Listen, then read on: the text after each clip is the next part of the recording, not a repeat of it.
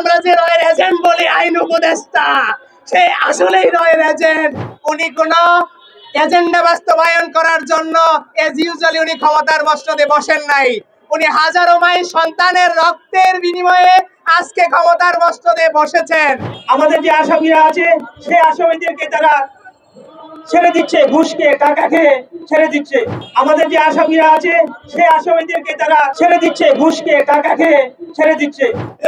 আসিফ নজরুলের পদত্যাগ চাই, পদত্যাগ চাই, পদত্যাগ চাই, আসিফ নজরুলের পদত্যাগ চাই, আসিফ নজরুলের পদত্যাগ চাই, পদত্যাগ চাই, পদত্যাগ চাই, পদত্যাগ চাই, পদত্যাগ চাই, আসিফ নজরুলের পদত্যাগ চাই। এই সরকারটাকে বলি আমাদের তথাকথিত সরকার। উনি গতানুগতিক গতিতে উনি কোন এজেন্ডা বাস্তবায়ন করার জন্য এজ ইউজুয়ালি উনি ক্ষমতার মসনদে বসেন নাই।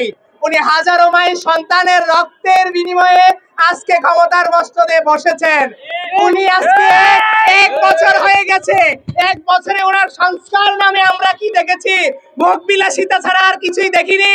ওনাকে ভোগ বিলাসিতা করার জন্য এতগুলো মায়ের সন্তান জীবন দিয়ে ক্ষমতার মসনদে বসায়নি। আমরা সংস্কারের নামে কি দেখেছি?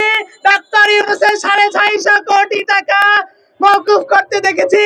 সংস্কারের নামে আমরা দেখেছি ডক্টর ইউনূসের শতাধিক মামলা প্রত্যাহার করতে দেখেছি। সংস্কারের নামে দেখেছি ডক্টর ইউনূসের মেম্বার লাইসেন্স পেতে দেখেছি। সংস্কারের নামে আমরা দেখেছি ডক্টর ইউনূসের আগামী 10 বছরের ট্যাক্স মওকুফ করতে দেখেছি। সংস্কারের নামে আমরা দেখেছি ডক্টর ইউনূসের গ্রামীণ ইউনিভার্সিটি। তারা তাদেরটা 16 আনা বুঝে নিচ্ছে। আমাদের দুঃখ নাই, কিন্তু আমাদের দুঃখ তাদেরকে যারা জীবন দিয়ে ক্ষমতার মসনদে বসাইলো তারা সেই শহীদদের বিচারের জন্য কি করেছে? আজকে 1 বছর হয়ে গেছে। দুঃখজনক, আপনারা খবর নিয়ে দেখেন, এই যে রয়ের এজেন্ডা বাস্তবায়ন করার জন্য তথাকথিত আমরা যে রয়ের এজেন্ট বলি আইন উপদেষ্টা, সে আসলেই রয়ের এজেন্ট। সে টাকা খেয়ে হাইকোর্টের সাথে লিয়াজু মেনটেন করে সমস্ত আসামিদেরকে জামিন করে দিচ্ছে। তাদেরকে জন্য ক্ষমতার মসনদে বসানো হয় নাই। যেই কটা উপদেষ্টা আছে অবিলম্বে আইন উপদেষ্টাকে পদত্যাগ করতে হবে, না হলে তাকে শহীদ পরিবার জুতা পিটা করে আসিফ নজরুলকে ক্ষমতার মসনদ থেকে বসাই দেবে। এই রয়ের এজেন্ডা বাস্তবায়ন করার জন্য এই ঘুষখোর আসিফ নজরুলকে এতগুলো মায়ের সন্তান তাদের জীবন দিয়ে ক্ষমতার মসনদে বসায় নাই। বাগেরহাটের 9টা শহীদ, সেই সম্পূর্ণ সব শহীদগুলো কিন্তু ঢাকায়। আপনারা দেখেন ঢাকার প্রাণগুলো ছিল যাত্রাবাড়ি, উত্তরা, মিরপুর, সাভার, আশুলিয়া।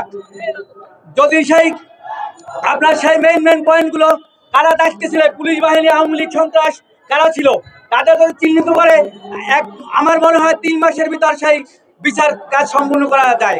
কিন্তু এখনো 1টা বছর পেরিয়ে গেল, আমাদের রক্তের বিনিময়ে তারা শুধু আমাদের তামাশা করে।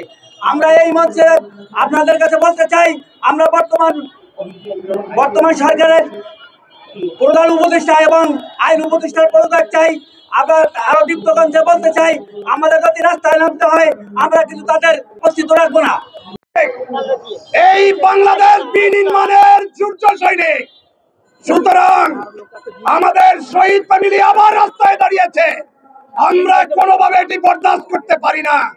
প্রিয় সাংবাদিক ভাইয়েরা, আমরা আপনাদেরকে জানিয়ে রাখি, আহত এবং শহীদ পরিবার আবার যদি রাস্তায় নামে তাহলে বাংলাদেশের সিসির যে কি পরিণতি হয়েছিল, জুতার মালা পরিহিত হয়েছিল।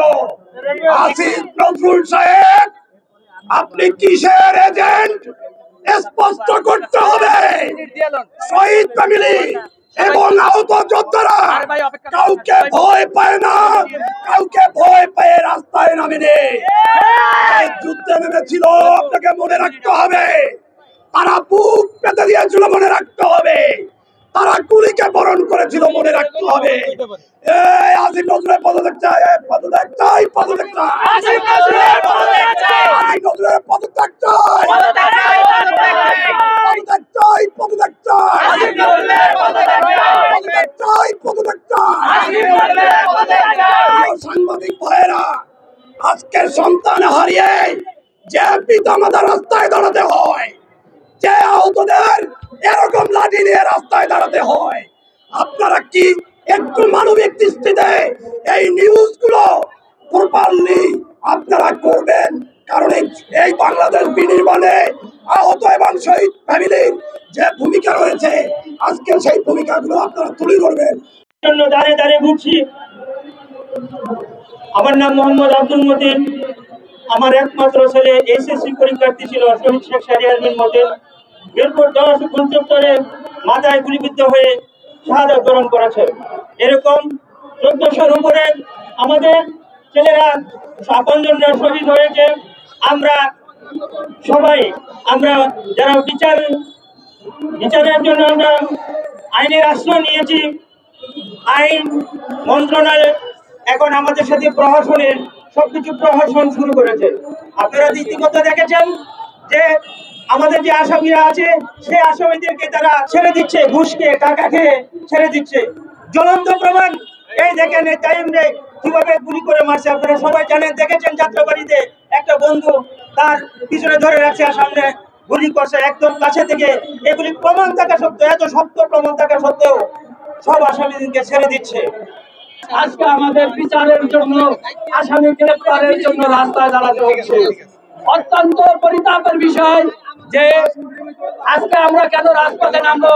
আপনারা দেখেছেন যে বিভিন্ন ভাবে এই 1 বছর আমাদেরকে প্রহসন দেখিয়েছে, বিচারের নামে আমাদেরকে প্রহসন দেখিয়েছে, গ্রেফতারের নামে আমাদেরকে প্রহসন দেখিয়েছে এই সরকার।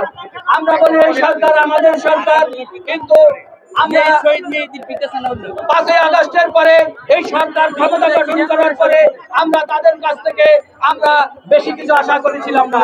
আমরা সর্বপ্রথম আমাদের সন্তানদের স্বীকৃতি চেয়েছিলাম। আমরা আশা করেছিলাম আমাদের সন্তানরা রাষ্ট্রীয়ভাবে স্বীকৃতি পাবে, এবং দেখেন একটি ঘোষণাপত্র দিয়েছে, তাও অস্পষ্ট। যাই হোক, এরপরে আমরা চেয়েছিলাম বিচার, আসামি গ্রেপ্তার এবং শহীদ পরিবারের সম্মান। আমরা বেশি কিছু চাই নাই, আমরা কোনো টাকা পয়সা দাবি করি নাই। কিন্তু আজকে সরকার 1 বছর অতিবাহিত হয়ে গেল, আমাদের এই যে আমি যে 4টা পয়েন্টের কথা বললাম এগুলো দিতে